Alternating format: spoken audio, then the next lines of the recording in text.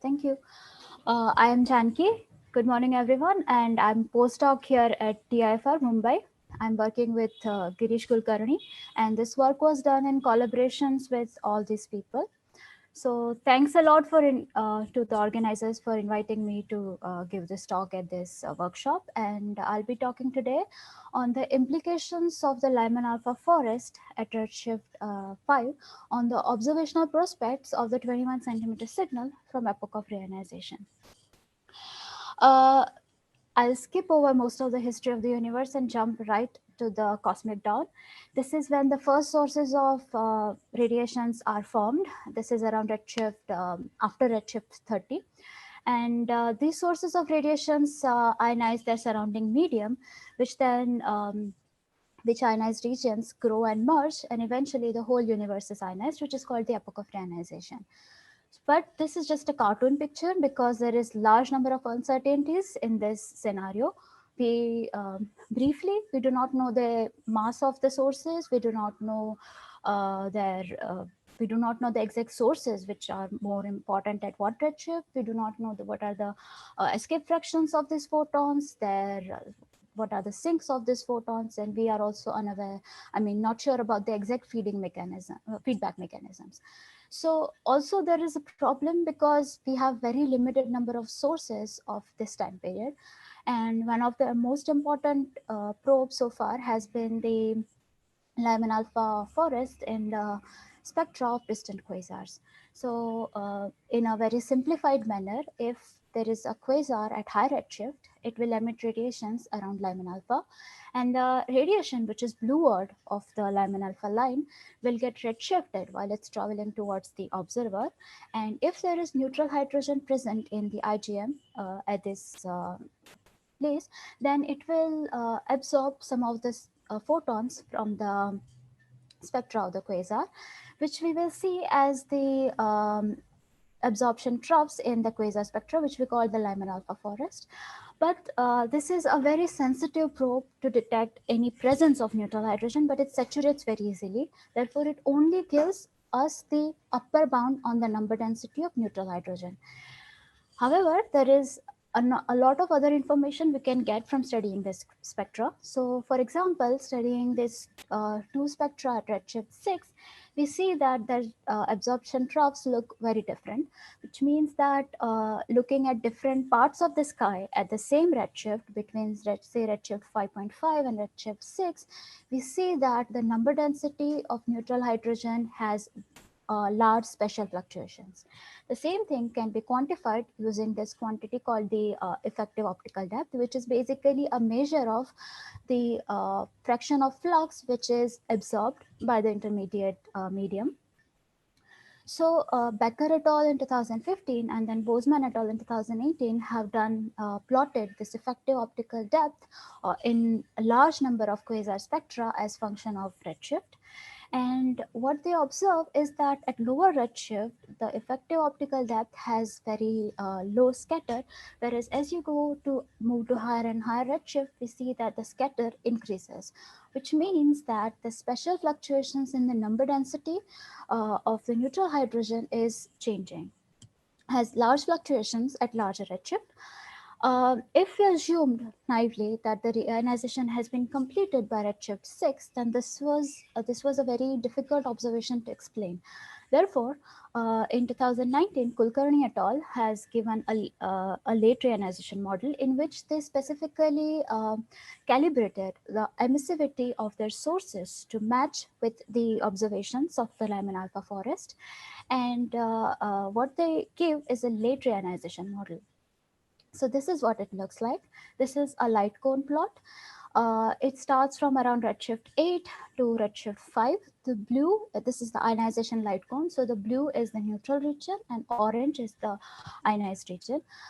We see at high redshift, there are ionized regions like expected, but even at low redshift, as low as 5.5, we see that there are large neutral regions, which is able to explain the special fluctuations in the large scatter of the effective optical depth, which corresponds to the special fluctuations in the neutral hydrogen. So Specifically, this model says the reionization is late, which means that its midpoint is at around redshift 7 and it ends at around redshift 5.3. Also, it is in agreement with other measurements of the ionization state of the IgM at this redshift, and most of these points come also from quasar spectra. For contrast, we have also assumed a very early reionization model, and for that we have taken Hart and Maddow 2012 model, for which the reionization ends by redshift 6.7. Another point is that recently the Planck collaboration data on the CMB reionization optical depth also predicts a late end to the reionization, and the Kulkarni et al. Model seems to match with this, whereas an early reionization model would not. So, what are the implications of this late reionization model on the 21 centimeter signal that at lower redshift?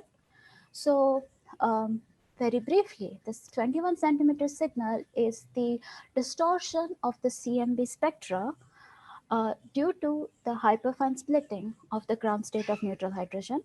And this last expression is what we are trying to observe. This is the 21 centimeter signal.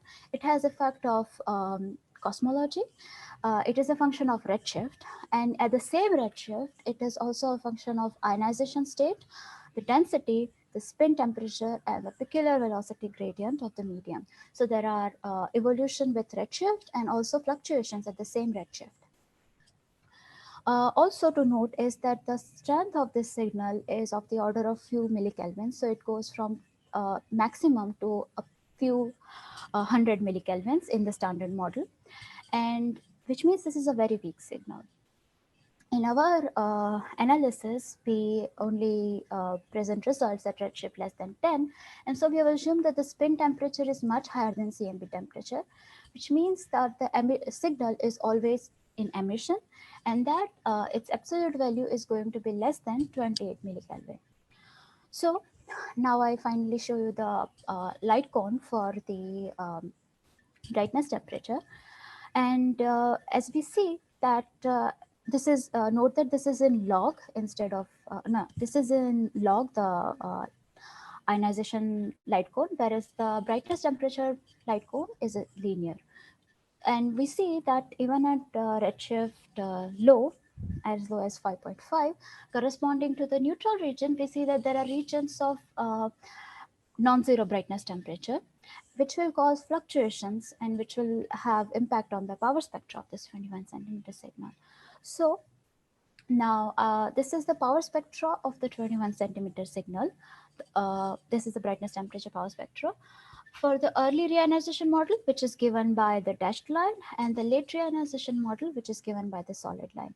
This is at redshift 9, and we see that the order of magnitude for both these models is almost the same. The only difference is that for the early reionization model, the reionization has progressed, which means the ionized regions are larger, which means there is more power at low K modes. However, comparing the same thing at lower redshift, at redshift 5.6, we see that the late reionization model, as expected, has large enhancement in power, which is a good news. So the question is, can we observe this at these redshifts? Now, because synchrotron foregrounds are weaker at higher frequency, which corresponds to lower redshift, our prospects of observations are a little better. So we have used the publicly available code 21 centimeter sense given by Pober et al. To calculate the sensitivity of 4 radio interferometric experiments: MWA, LOFAR, HERA, and finally the SKLO.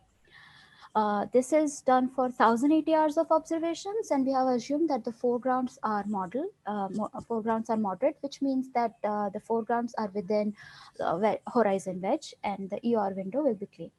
So assuming this, these are the configuration details for MWA, HERA, LOFAR, of which MWA and LOFAR are already observing since many years, and MWA is one of the pathfinders of the SKA, and it is located at the same region in Western Australia where the SKA low is going to come up. I'll not go into detail of these configurations, but finally I'll go to SK. So SK has the full configuration of SK will have more than 500 stations, but we have assumed that for the ER studies we will only use core, because that is the pattern we see in other instruments, that only the core configuration is used. So for SK, the core is of around 1 square kilometer area, and it has around 224 stations. Element size is expected to be around 35 meters or maybe even 38 meters. And the frequency range is very large. So 50 to 350 megahertz corresponds to around 3 to 27 redshift for the 21 centimeter observations. Janki, you have 2 minutes. Okay, so this is our power spectrum, and for at redshift 5.6 for the for the late reionization model, and this is for the early reionization model given by Hart and Murdo. This is at redshift 5.6. Um, and these are the instrument sensitivities for 1080 hours of observations. What we see is that even towards the end of reionization at redshift between 5 and 6, SK low and Hera has very good prospects of detecting this signal. The same trend is from redshift 6 all the way down to redshift 5.4. That SK and Hera has sensitivity, enough sensitivity in 1000 hours of observation to detect this signal. Now, finally, I'll just recap the observations that we have had so far. So this is the early reionization model of Hart and Murdo. This is the power spectra as function of redshift, and the color bar corresponds to a range of K modes. And these are the observations at these particular K modes by various instruments over the years. And what we see is that the observational constraints, the power spectra upper limits given by these instruments, have improved by orders of magnitude over the years. However, the observations has been limited at redshift higher than 6, mostly because when these instruments came up, this was the preferred reionization model, and we did not expect to see any signal at less than redshift 6. However, given the recent observations of CMB and Lyman alpha Forest, we expect now to have the reionization to be late, and we expect there to be large power at redshift between 5.4 and 6, and we hope that in future Hera and SK will target this redshift to be able to observe this signal. So I'll stop here with the summary. Thank you. Yeah, thank you, Janki. So again, we have time for some quick questions. So first question is Arnav, please go ahead. Hello. Hi. Arnav, Hi. go ahead. So, if I understood correctly, you did not incorporate the foregrounds, right? You are taking all the K modes which are available, No, and there is no foreground wedge or something, right? no. The 21 centimeter sense has they do take into account foreground, and you can choose what foreground models you want to choose. So we have assumed moderate foreground models, which means that there is all the K modes within horizon and a buffer of 0.1 K H megaparsec inverse are excluded in the sensitivity calculations. So Okay. there is a wedge, kind Yes, of. there is a wedge. There is a so you are predicting that if I throw out those modes within the foreground wedge, still Yes, we are able to detect this signal at redshift 5 or so, right? yes, yes. Okay. Uh, Okay. but this With is difficult with MW and LOFAR, but Hera, the full Hera, yeah, configuration of Hera and SK will be able to do. with 1000 hours. Yes. Okay. Thanks.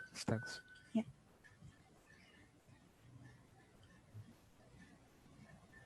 Any other questions?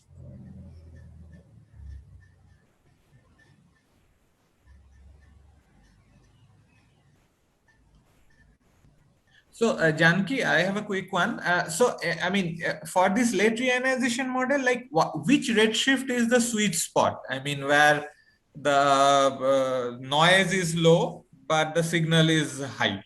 Because by the time you come to 5.5, the signal is also going down. So Yes. is there a real sweet spot which one should target? I mean, if looking at this place, I mean, this figure, I think that redshift around 6 is sweet spot because the because after that the signal starts declining. So maybe this is, if possible, then maybe instruments should target. Maybe, I mean, if you can plot your whatever nu to the minus 2.35 Yes. curve on this, maybe that will show up something. Yes, maybe, yeah, that would be interesting. Okay, fine. Let's move